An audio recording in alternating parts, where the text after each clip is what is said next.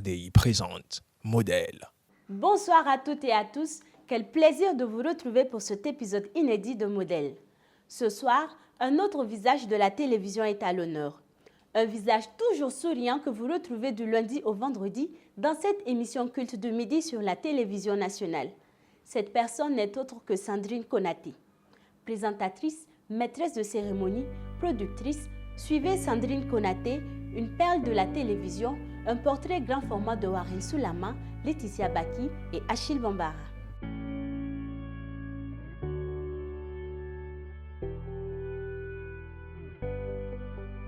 Sandrine Konaté, bienvenue. Merci. Quel plaisir de vous recevoir. Aujourd'hui, vous siégez à la place de l'interviewé. Oui, c'est vrai. Vous êtes animatrice, présentatrice, chroniqueuse télé, aussi maîtresse de cérémonie. Des casquettes qui sont le reflet de votre passion dévorante pour l'univers médiatique. Ma question est de savoir, était-ce ce rêve que vous accomplissez aujourd'hui, que vous nourrissez il y a quelques années en arrière? Était-ce un rêve d'enfance? Oh oui, ça je le dis sans hésiter, oh oui. Et toutes les personnes avec lesquelles j'ai fréquenté, aujourd'hui lorsqu'elles me voient disent finalement, tu l'as fait. Tu l'as fait. Aujourd'hui, tu t'exprimes devant une caméra, tu essaies de t'en sortir en portant ton micro et tout. Donc oui, souvent même, j'oublie que c'était un rêve, mais oui, c'est le cas. Et qu'est-ce qui a nourri cette passion? Qu'est-ce qui a nourri cette passion? Quand je regardais en fait les journalistes à la télé, je trouvais qu'ils prenaient du plaisir à présenter, à travailler. Donc pour moi, toute petite, je ne comprenais même pas en fait que c'était un travail. Tellement je les voyais passionnés. Mais je ne savais même pas non plus ce que le terme passionné signifiait à l'époque. Mais pour moi, ils s'amusaient. Chaque fois que je voyais des journalistes, des présentateurs, je voyais tellement de vie en eux que pour moi, je me suis dit, tiens, je vais le faire parce que c'est amusant. Donc, et plus tard maintenant, quand j'ai commencé à m'intéresser sérieusement à la chose pour en faire un métier, j'ai compris que oui, finalement, j'avais raison petite, on s'amuse. Quand on aime un travail, on s'amuse. On ne se rend même pas compte qu'on travaille. C'est, comme je le dis souvent, c'est un plaisir rémunéré en plus. Et justement, comment est-ce que vous vous retrouvez dans cet univers médiatique? Formation, comment vous vous retrouvez là? Alors oui, c'est vrai que je n'ai pas commencé par là. Tout est parti avec la rencontre de Daouda Sané. Enfin, c'est parti d'abord avec un monsieur Kodjo Umbeme, voilà, c'est un béninois qui était le directeur régional de Trace TV, avec lequel j'ai collaboré sur des projets. J'étais son assistante de direction. Et quand le projet est fini, je lui ai fait part tout simplement de ma passion pour le micro, la télé. Et il m'a dit, tiens, oui, je pense que tu peux le faire. Alors, il m'a mise en contact avec Daouda Sané. Daouda Sané, l'animateur qui était sur Watt FM. Alors, avec Daouda Sané, j'ai fait un stage en radio pendant quelques mois. Et à la fin du stage, j'ai discuté avec monsieur Freddy Leloup, Alfred Ouedraogo, parce que je voulais poursuivre en radio. Et c'est lui, en fait, qui m'a parlé du commandant Papus. Voilà, et je suis rentrée en contact avec le commandant Papus qui gérait l'émission Le Mac 12 sur Trui TV. Et à l'époque, lui, il avait une rubrique culturelle. Et quand on s'est vu, je lui ai parlé de ma passion pour la radio. Il m'a dit, tiens, la télé, ça ne te dit rien? Je dis oui, c'est vrai, j'y ai pensé, mais pour le moment... Et il m'a dit, je te vois beaucoup plus en télé. Et on va faire un test, si tu veux, bien sûr, parce que si tu te sens beaucoup plus à l'aise à la radio, on va aller pour la radio. Et je dis, bon, oui, c'est vrai, ou on pourra faire les deux, pourquoi pas. Alors, on a commencé avec la radio, et ensuite, nous sommes allés sur... Trui TV, enfin, le Mac 12, l'émission qu'il coproduisait. Et j'ai commencé avec la rubrique culture une fois par semaine avec l'équipe Aceto. Jackie Elfeno, à l'époque aussi, était au MAC 12. Donc, à la fin de chaque émission, il y avait le débrief. Il me disait, oui, en télé, il y a des mots qu'on ne dit pas. Bon, il a un peu fait ma formation sur le tas. Et puis, bon, après, on s'est retrouvés à la télévision où on a poursuivi, voilà, et on poursuit ce rêve. Oui. Vous l'avez si bien dit, d'une chaîne de télévision privée. Vous vous retrouvez aujourd'hui à la télévision nationale. Votre talent a fait vendre de lui. Et vous confirmez cette étoffe d'animatrice et de présentatrice, d'abord comme chroniqueuse et présentatrice du talk show du midi, l'apéro. Et aussi, vous vous retrouvez à co-présenter le mythique télécrochet Faso Academy. D'abord, comment s'est fait l'approche de la RTB? Comment est-ce qu'on vous a pioché? Alors, comment est-ce qu'on nous a pioché? Lorsque Jackie quittait le MAC 12 pour la RTB, bon, il faut dire que Jackie, c'est un produit de la RTB puisqu'il est animateur radio. Je pense qu'à l'époque, on lui avait demandé de constituer une équipe, pour une nouvelle émission en fait qui allait démarrer. Et comme on était déjà ensemble sur le MAC 12, il m'a proposé, il m'a appelé, il m'a proposé le poste de chroniqueuse. Il dit bon, ce n'est pas lui qui décide, mais le directeur à l'époque lui avait demandé de constituer une équipe de jeunes qu'il trouve capable en tout cas de pouvoir mener l'émission avec lui. Donc il est le présentateur. J'ai trouvé l'idée super intéressante parce qu'au niveau de True TV, en fait, je n'avais pas de contrat. Comme je l'ai dit, c'était la rubrique de Papus Zongo qu'il m'a cédé. Et moi, c'était pour faire mon apprentissage. Donc, au lieu que lui, il monte les vendredis sur le plateau pour présenter la rubrique, étant donné qu'il voulait me former, il m'a cédé sa place et moi, je montais pour faire sur le plateau pour faire la rubrique en question. C'était pas rémunéré? Voilà, non. Je n'étais même pas agent de la maison. Voilà, mais c'était sous la tutelle de Papus Zongo où voilà, je m'exerçais à devenir en tout cas chroniqueuse, présentatrice. Donc la petite histoire, lorsque Jackie maintenant partait et qu'il m'a fait la proposition, j'ai trouvé intéressant. On s'est retrouvés en groupe avec le directeur de la télé à l'époque et puis voilà, qui nous a posé quelques questions et tout simplement a validé l'équipe déjà pour un premier essai qui s'est confirmé et qui a été renouvelé, qui se renouvelle et je me suis vue aussi ajouter d'autres émissions comme co-présentatrice, également présentatrice. Donc voilà. Et ça fait 5 ans, si je ne me trompe pas, que ça dure, depuis 2019. Oui. Quel bilan faites-vous de ces années d'expérience? Quel bilan faites-vous? Alors, j'ai l'impression souvent qu'on me place à un niveau de super expérimenté. Pourtant, je trouve que je suis toujours en construction. Au niveau du bilan, je suis reconnaissante de mes supérieurs hiérarchiques, de Jackie et de toutes ces personnes, bien sûr, qui ont eu confiance en moi parce que je n'ai pas fait de formation proprement dite pour être présentatrice. Ma formation est plutôt RH. Gestion des ressources humaines, voilà. Donc, c'est la passion vraiment qui m'a menée. C'est vrai qu'on fait des recherches, on se cultive, on suit de nombreuses émissions pour s'améliorer. À ce niveau, je trouve que le bilan perso, je suis quelqu'un de très rigoureux, voilà, avec moi-même. Mais je trouve que pour quelqu'un qui n'a pas fait de journalisme et tout. Et lorsque je vois mes responsables me confier toutes ces missions, je trouve que bon, ils ne se sont pas trompés et j'espère en tout cas que je ne vais pas les décevoir. Donc, côté bilan, je travaille toujours à ne pas décevoir ceux qui ont eu confiance en moi. Si on vous demandait aujourd'hui, pourquoi faites-vous ce métier? Que répondiez-vous? Parce que je m'amuse. Oui, parce que tout simplement, je m'amuse. Je trouve que dans le travail, souvent, on est un peu trop sérieux. On est un peu trop sérieux avec les chiffres, avec les lettres, avec les schémas, avec les graphiques et tout. Je trouve qu'il y a un peu trop de sérieux.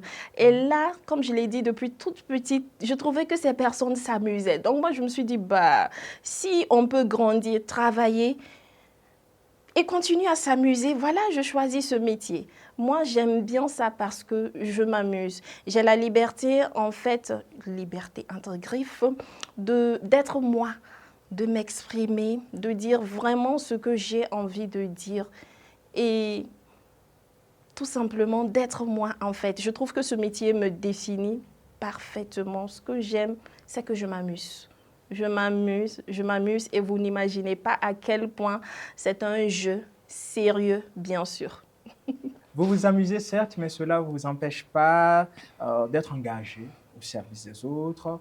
On a l'impression même que cela est ancré dans votre ADN. En 2021, vous lancez la Foire des métiers, un Oui. tremplin de promotion et de valorisation des métiers. Tout à fait. Parlez-nous de ce projet. Alors, la foire au métier, c'est parti comme ça. C'est parti comme ça parce que j'avais un projet d'émission. Un projet d'émission qui peinait à trouver des partenaires. Qui peinait à trouver des partenaires. Pour moi, ici, l'idée, c'est vraiment de faire comprendre aux jeunes l'importance des métiers. Parce qu'aujourd'hui, de nombreux jeunes trouvent qu'ils sont un peu trop élégant, un peu trop beau, un peu trop diplômé pour s'adonner à certains corps de métier, d'où la négligence en fait de ces métiers. Et aussi pour la foire au métier, j'ai discuté aussi avec certains dans les quartiers qui disaient toujours et qui pensaient que les fonds d'accompagnement à l'époque étaient exclusivement réservés à la petite 2, au petit 2, au neveu de, voilà, au cousin de tel grand homme. Pourtant, on a des exemples, en tout cas, de personnes lambda qui sont allées vers ces fonds, qui ont déposé leur dossier sans même qu'on ait une connaissance physique de ces personnes ont bénéficié d'accompagnement. Le but aussi, c'était vraiment de démystifier et que ces fonds puissent donner la bonne information à leur public cible. Et aussi, à côté, ça allait être l'occasion d'avoir des partenariats avec ces structures pour pouvoir lancer l'émission qui vise aussi, bien sûr, la valorisation des métiers. Et on a, quelle édition c'est? La foire au métier 2024 fera la 4e édition. 2024 fera la 4e édition.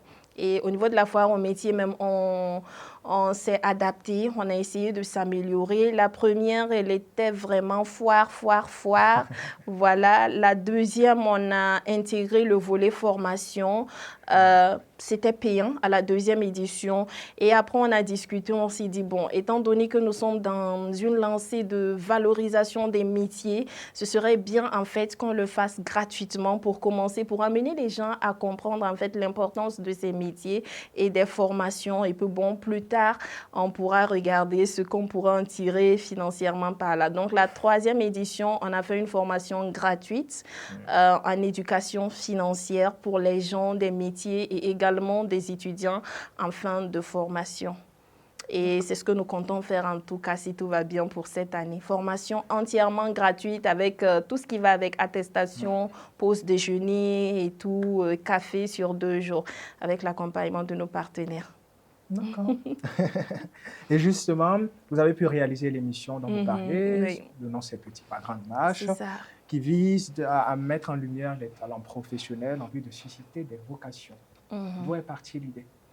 Alors, l'idée est partie en fait de la RTB, enfin d'un constat, et nous avons discuté avec un directeur de la RTB. Je lui ai parlé du projet et tout de suite, il a trouvé que c'était une très belle idée. trouvais que c'était une très belle idée parce que lui également, il trouvait que les métiers n'étaient pas assez valorisés et que ça pourrait être en tout cas un programme intéressant. Et on a travaillé sur le format. On était allé sur un format de 6 minutes pour faire vraiment court, aller à l'essentiel, faire très court. Et finalement, on a pris un format de 13 minutes. Et au départ, en fait, il s'agissait que moi, je me mette dans la peau du cadreur, du caméraman, en portant son gilet, en maniant la caméra, bien sûr, sous sa supervision. Et puis après, j'ai discuté encore avec le DG de la RTB, voilà, avec bien sûr l'autorisation de mon supérieur hiérarchique direct, le directeur. Et quand j'ai voulu prendre son avis, il a trouvé que ce serait bien que le professionnel soit mis en lumière de façon complète, que je ne lui fasse pas de l'ombre. Parce qu'étant déjà connu, les gens auront plus tendance à moi me regarder plutôt qu'à s'intéresser au métier. J'ai dit, ah tiens, mais ça fait du bien de discuter avec des personnes avisées et on a intégré l'idée. On a intégré l'idée, du coup, je fais les introductions, place au Zoom métier et ensuite je conclus effectivement pour laisser toute la latitude au professionnel d'expliquer son métier, de donner toutes les informations pour que le jeune qui regarde puisse comprendre que, ah, tu sais, le menuisier du quartier que tu vois, il a un master, oui, il a un master, mais ça ne l'empêche pas de venir scier son bois, coller et tout. Et quand on regarde les réalisations de ces personnes, ces réalisations professionnelles et financières, souvent, c'est incroyable. Donc, l'idée est partie de là et ça a été mûri par de nombreuses personnes qui ont apporté leurs conseils et Papus Zongo également qui nous accompagne sur ce projet depuis longtemps. Donc, c'est vraiment un groupe, on s'appuie. Bon, je suis vraiment... je vais dire quoi, un bébé dans le domaine, voilà, donc je ne manque pas de prendre des conseils, voilà, bien sûr, en ayant mon idée, je prends des conseils et puis j'essaie de diriger. Cette émission, justement, au bout de 3 saisons, c'est bien ça, 3 saisons, a bénéficié d'un écho favorable auprès des populations. Ça a permis aussi de démystifier, comme vous l'avez dit, certaines idées reçues sur certains petits métiers, comme on les appelle. Tout à fait. Oui, ça a vraiment permis cela parce qu'aujourd'hui, quand on fait un retour vers certaines personnes qu'on a approchées les années antérieures, le retour est bien. Ils me disent, ah, tu sais, la dernière fois, j'étais à la banque et il y a un monsieur ou il y a une dame qui m'a reconnu. Tiens, je vous ai vu à la télé, donnez-moi votre numéro. Je veux même que vous veniez faire la peinture chez moi. Ah, tiens, je vous ai vu. Est-ce que le blanchissage que vous faites, vous livrez, etc. Donc, ça fait vraiment plaisir parce qu'à notre niveau, si on garde le contact avec ces personnes, il ne s'agit pas d'aller juste faire un reportage. Nous, on a notre matière, on a les images, on a le son qu'on veut, on vient, on diffuse et puis après, on vous oublie. Et je vous fais une petite confidence. Aujourd'hui, je suis la petite chérie du théâtre populaire. Quand j'arrive, c'est le Naba en personne du théâtre populaire qui me reçoit. Sur cette émission, vous n'étiez pas que présentatrice, vous étiez aussi à la prod. Que représentait ce poids, ce rôle? C'était une belle expérience. Une très, très belle expérience parce que j'étais entourée de personnes aguerries qui ont voulu tout simplement accompagner mon envie d'apprendre en fait. Donc, c'est une autre casquette que nous sommes en train d'officialiser. Voilà, et c'est vraiment une très, très, très, très belle expérience. Une expérience enrichissante quand on est sur le terrain. Et qu'on participe, on assiste aux prises de vue, aux prises de son. Et souvent même, je me surprends en train de donner des instructions, des directives pour les prises de vue ainsi que les prises d'image. Donc, c'était vraiment une très belle expérience que nous sommes en train de renouveler. On espère en tout cas avec l'accompagnement de tous, des téléspectateurs et toutes ces personnes qui nous accompagnent, que nous allons continuer. C'était une très belle expérience. J'adore le terrain. Du coup, aujourd'hui, si on me demande un choix entre le terrain et puis les plateaux, je ne sais pas, parce que ce sont des expériences tellement différentes, tellement complémentaires et en même temps tellement enrichissantes en fait. J'aime bien et j'aime beaucoup, beaucoup le terrain. Pantalon, t-shirt, gilet. Et le contact avec... Voilà, basket, et puis voilà, on sort toute une journée et le contact avec ces personnes, c'est juste incroyable. Je le referai même pour 0 franc. D'accord. À présent, nous avons une petite surprise pour vous, Ok. de la part d'un ami, Hmm. d'un frère. Allez, donne-lui Qu'est-ce que c'est? Eh. le son. Qu'est-ce qu'il raconte celui-là? Bonjour, Jackie Elfeno. Alors, juste un petit message de témoignage parce que je suis un collègue à Sandrine Konaté. Sandrine Konaté, c'est quelqu'un que j'ai connu il y a quelques temps, donc depuis la télévision True TV. L'aventure s'est poursuivie jusqu'à la RTB et j'avoue sincèrement que c'est une personne qui est très amoureuse du travail bien fait. C'est une qui se bat comme elle peut pour s'affirmer avec beaucoup de charisme et surtout la confiance en soi. Et je pense que ce sont des critères et des qualités que l'on doit reconnaître aussi à quelqu'un qui, en tout cas, va certainement donc écrire les plus belles pages de sa vie sur le plan professionnel. Par contre, sur le plan social, c'est une personne adorable, voilà, qu'on a eu l'occasion de côtoyer, qu'on côtoie toujours. Et maintenant, pour d'autres aspects, je ne saurais me prononcer parce que là, vraiment, Sandrine Konaté, voilà, faut pas la chercher. Voilà, c'est une qui croit en ce qu'elle veut, en ce qu'elle sait. Et donc, du coup, elle se donne tous les moyens de pouvoir donc se réaliser. Voilà, en gros, ce que je pouvais dire la concernant. En tout cas, c'est une qui aime son travail, elle est très professionnelle. Et moi, j'apprécie beaucoup, voilà, beaucoup d'ambition. Et puis voilà, je lui souhaite en tout cas bonne suite de carrière et surtout qu'elle reste focus sur ses objectifs. Voilà, merci. Ok, je ne savais pas que Jackie me connaissait autant. Ok, qu'avez-vous pensé de son message?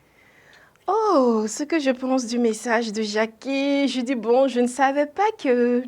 Enfin, je vais dire quoi? Qu'il me remarquait. Enfin, qu'il savait autant sur moi, qu'il avait détecté ce côté ambitieux et tout ça. Sincèrement, je suis touchée. Je suis touchée venant de lui. Comme je l'ai dit, il y a été vraiment pour beaucoup. C'est quelqu'un aussi qui m'inspire. Alors, Jackie, vraiment, merci pour ton message, mais j'avoue que tu me surprends. Je ne savais pas que tu me connaissais autant. C'est vrai, s'il y a quelque chose que j'ai retenu de son message et que certaines personnes, enfin, les personnes qui me connaissent bien me disent, c'est que tu es ambitieuse. Ambitieuse, mais pas ambitieuse non plus du genre à attendre chaque année pour dire cette année c'est mon année et puis on reste couché. Avec des Ambitieuse, résolutions. voilà, on essaie d'aller au front. Actuellement, on n'a même pas le choix, tout le monde doit aller au front. On va au front, on se bat comme on peut pour pouvoir atteindre ses objectifs. Se battre sans battre les autres, enfin sans se battre contre les autres en fait. Voilà, c'est surtout ça. On ne se sert pas des gens comme escalier, on ne monte pas sur les gens pour monter. Voilà. Merci Jackie, c'est gentil. Allez, et l'autre question, c'est de savoir comment est-ce que vous gérez toutes ces casquettes? Parce qu'on on sait que ça demande une organisation, une gestion de temps assez mesurée. Parfois même, peut-être vous vivez ce qu'on appelle un casse-tête chinois. Alors, comment trouvez-vous l'équilibre entre toutes ces casquettes? Alors, l'équilibre vient en fait du fait qu'on aime. L'équilibre vient du fait qu'on aime et aussi d'être bien entouré. Quand on a des collaborateurs sur qui on peut compter, parce qu'on ne peut pas tout faire, c'est vrai, il faut déléguer. Et la difficulté, souvent, c'est qu'il faut toujours innover. Il faut toujours innover pour cette saison, pour toutes les émissions, que ce soit apéro, que ce soit petit pas, grande marche.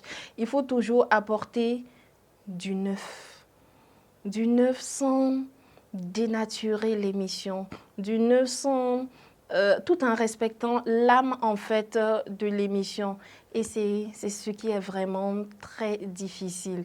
Bon, donc on se cultive, on regarde des émissions, on essaie d'être avec les personnes qu'on aime parce que ces personnes sont inspirantes et c'est vraiment très important pour les gens qui font ces métiers d'être entourés ne serait-ce que d'une personne qui est important, une personne qui est importante, qui peut vous apporter le sourire, que ce soit un conjoint, un enfant, un frère, un ami, un collaborateur ou, oui, pourquoi pas un programme TV. Ça peut être également, voilà, ça peut donner l'équilibre, voilà. Et il faut avoir une vie saine, ça équilibre. Sandrine Konaté a-t-elle déjà été victime d'harcèlement ou de discrimination sexiste quand on sait que l'envers du décor de ce milieu cache un cercle vicieux?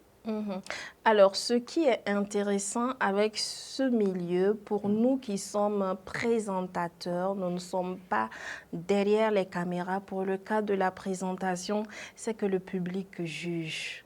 Donc, voilà, le public juge. Le public, enfin, les téléspectateurs sont nos avocats. Donc, à un moment donné, si je devrais être victime ou si l'envie venait à une quelconque personne de me faire subir cette injustice, je pense que ce sont les téléspectateurs même qui vont me réclamer, qui vont trouver que, ah non, vous l'avez mis 5e. Ah non, je pense que non, elle mérite première, elle mérite deuxième, etc. Et on l'a vu, souvent les téléspectateurs luttent pour le retour de certaines personnes. Que cela se fasse ou pas, en tout cas, ils vont s'exprimer et montrer en fait leur intérêt aussi et leur fidélité pour la personne et pour les émissions en fait de ces personnes. Donc, notre avantage à nous qui sommes dans les médias, c'est surtout ça, qui sommes en tout cas face à la caméra. Autant, c'est vrai, souvent nous sommes jetés en pâture. Ces mêmes téléspectateurs peuvent être nos avocats, nos défenseurs. Lorsqu'une injustice, en tout cas, se dessinerait dans les parages, ils vont réagir tout de suite et dire non, pourquoi elle n'est plus là, pourquoi il n'est plus là, nous la réclamons, l'émission n'est plus ce qu'il est, n'est plus ce qu'elle est, etc. Donc, bon, même si ça va exister, ça va se faire vraiment à minima, mais non.